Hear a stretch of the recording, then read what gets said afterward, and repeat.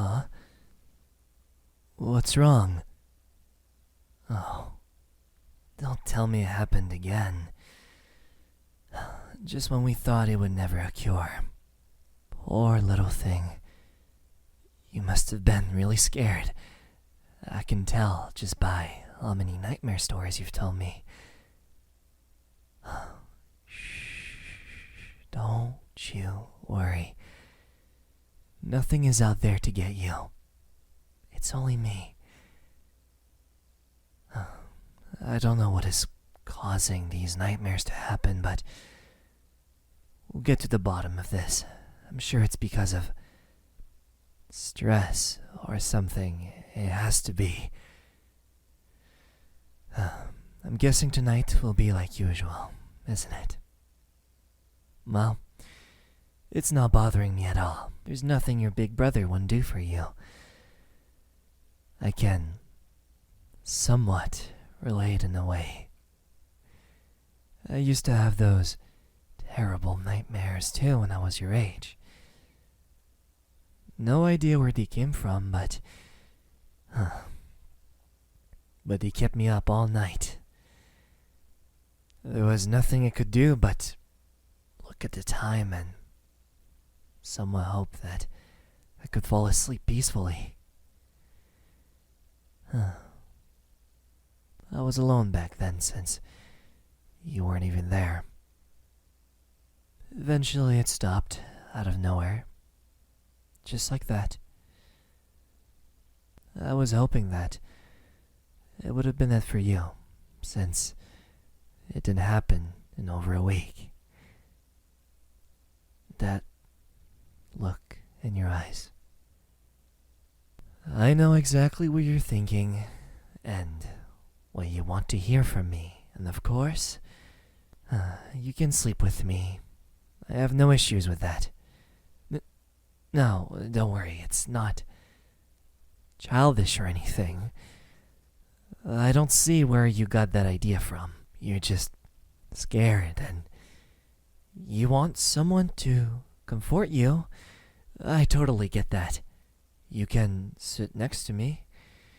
No, I'm too awake to go back to sleep.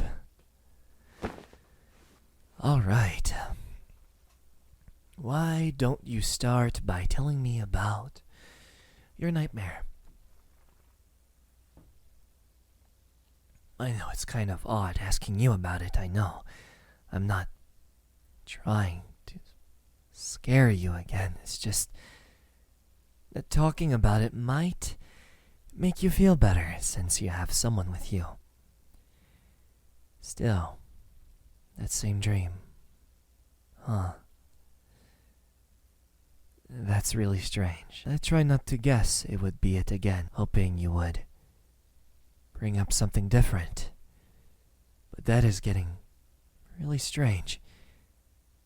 Don't you worry, there's no such thing as a serial killer who's out there to get rid of me. I'm right here, with you. And I would never let that happen. I'm stronger than you think. I still can carry you on my back, you know. It's not because I haven't done it in years that it means I can't do it anymore. You know, you should really consider what I told you. It's most likely caused by stress. I really hope there's nothing bothering you. If there is, don't hesitate to tell me, alright? I'm always here to listen. I've been taking notes on what nightmares you've been having. Just a weird hobby I've been having for a while now. There's almost everything you could imagine. I mean, take a look at this. Serial killers, demons, mad scientists, dolls, crazy doctors, and vampires. I'm not missing anything, am I? I didn't think so either. All of this sounds like it comes right off a couple horror movies. You must have a lot of imagination. Well, unfortunately, it's not really a good thing in this case. Tell you what. How about I read you something tonight? Something that will make you feel better. get you to relax, and it will inspire your imagination into something more cute and comforting. What do you think? Well, I'm aware that you're not a kid anymore, but everyone likes stories, right? Come on, don't be like that. It's the kind of story you enjoy, and I'm certain of that. Is there anyone out there that knows you more than I do? I really doubt that. It's not the one about the lonely boy who can be loved. You're probably really tired of hearing about it. It's the only story you wanted to hear as a child, but hey, I'm really fond of this one. It's pretty cute. It's a new one. Alright. Get comfy and close your eyes. It's easier to see and imagine that way. And don't worry, if you ever feel scared, I'm right here. And I'm not going anywhere. Alright. Now we can begin. Do you know anything about kitsunes? They are beings with the ears and tail of a fox. They can live a very, very long time. And the longer they live, the more tails they possess. They do not live anywhere close to civilization, since they are typically scared of humans. Kitsunes are known for their intelligence and wisdom. Some even believe that they are protecting us from great evil. No one knows their purpose or what they seek. Their numbers are quite small since they tend to live for a very long time.